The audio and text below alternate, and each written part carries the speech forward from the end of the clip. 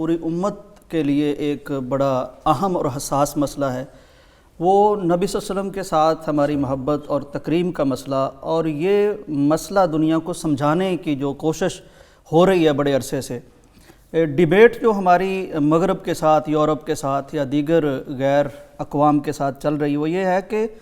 آزادی اظہار رائے کی کوئی لمٹ ہونی چاہیے۔ کچھ ایسی برگزیدہ شخصیات ہیں، مقدس شخصیات ہیں جن کو آزادی اظہار تلے نہیں لایا جا سکتا۔ تو اس پہ بات تو ہوتی رہتی ہے، لیکن اب جو اہم بات ہے کہ وہ یہی بات روسی صدر ولادیمیر پیوٹن نے کی ہے۔ ڈاکٹر صاحب، وہ ایک کانفرنس ان کی سالانہ ہوتی ہے، وہاں وہ موجود تھے، تو وہاں انہوں نے جو بات کی، میں اس کے پوائنٹس آپ کی خدمت میں پیش کرتا ہوں۔ انہوں نے کہا کہ یہ جو نبی صلی اللہ علیہ وسلم کے بارے میں اظہار رائے کی جو بات ہوتی ہے، یہ مذہبی آزادی کی بھی خلاف ورزی ہے، اس سے اسلام کے پیروکاروں کے مقدس احساسات کی خلاف ورزی ہوتی ہے۔ مزید انہوں نے کہا کہ تخلیقی آزادی کی حدود متعین ہونی چاہیے۔ یہ بات ویسے تو اپنے روس کے حوالے سے کر رہے تھے کہ ایک کثیر القومی اور کثیر مطلب کہ نسلی ہمارا ملک ہے۔ ویسے میں سمجھتا ہوں ڈاکٹر صاحب پوری دنیا آج کل اسی طرح کی ہے، گاؤں کی طرح ویلیج بن گئی ہے۔ تو بینگ اے اسکالر اور بینگ اس اعتبار سے کہ عرصے سے آپ یہ بات کرتے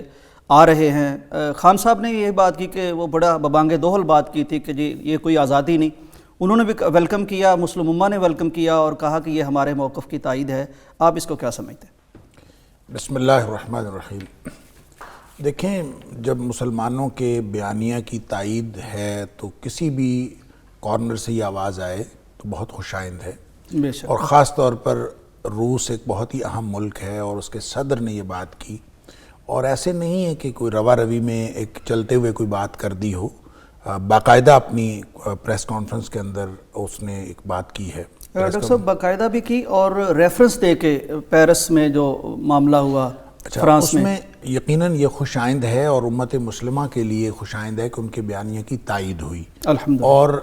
اس سے یہ امکانات پیدا ہوئے ہیں کہ عالمی سطح پر کوئی قانون سازی ہو، اور ایک قانون سازی کا مطالبہ ہی ہم کرتے چلے آئے ہیں۔ یہاں ہم اپنے پروگرام کے اندر بھی یہ بات کرتے رہے ہیں، اور مختلف مواقع پہ مختلف چینل سے امت مسلمہ کے نہ صرف پاکستان میں بلکہ امت مسلمہ کے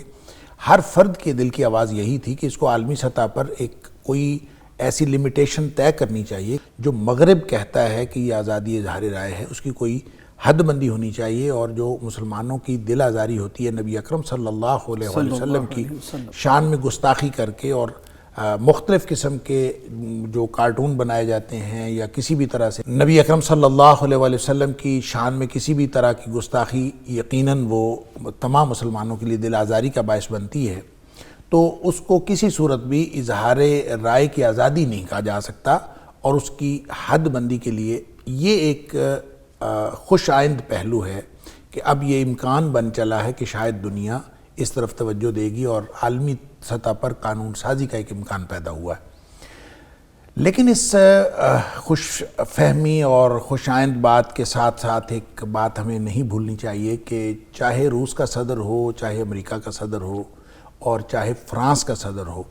یہ لوگ کسی بھی بیان کو اپنے سیاسی مقاصد کے لیے استعمال کرتے ہیں، اور سیاسی مقاصد یا اپنے معاشی مقاصد کے علاوہ کوئی اور مقصد نہیں ہوتا۔ ایسا نہیں سمجھنا چاہیے کہ یہ کوئی بات جو بھی ہوئی ہے یہ صرف مسلمانوں کے بیانیے کی تائید کے لیے ہوئی ہے،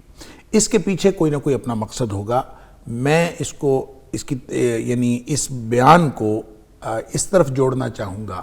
کہ دیکھیں، جب یہ واقعہ ہوا فرانس والا، یا اس سے پہلے چارلی ہیبڈو والا واقعہ ہوا، یعنی جتنے بھی واقعات اب تک ہوئے ہیں، ان واقعات کے موقع پر یہی صدر تھے، اور روس کے صدر کو اس وقت یہ یاد نہیں آیا کہ وہ مسلمانوں کے اس بیانیے کی تائید کرے۔ تو اب ایک پوری دنیا میں عالمی منظرنامہ تبدیل ہو رہا ہے، اور جو بلاکس جو ہیں عالمی سطح پر سیاسی بلاکس وہ تبدیل ہو رہے ہیں، اور پاکستان جو ہے وہ روسی بلاک میں کسی نہ کسی صورت دھکیلا جا رہا ہے، یا یوں کہہ لیجئے کہ پاکستان میں جس طرح سے یہ جو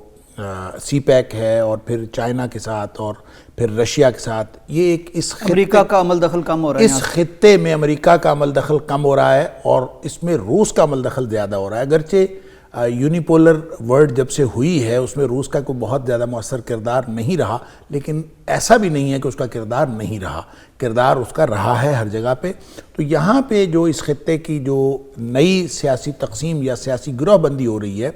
اس میں یہ بیان بہرحال اس کے تناظر میں جب دیکھا جائے گا تو بہت ہی اہم ہے، اور اس میں پاکستان کو اور پاکستانیوں کو اور پھر پورے امت مسلمہ کے جذبات کو سمیٹنے کے لیے ایک بہت بڑا اہم موقع ہے جو اس نے سمیٹا ہے، اور ظاہر ہم سب خوش ہیں اور اس پر سب لوگوں کے جذبات جو ہیں ان کے ساتھ ہیں۔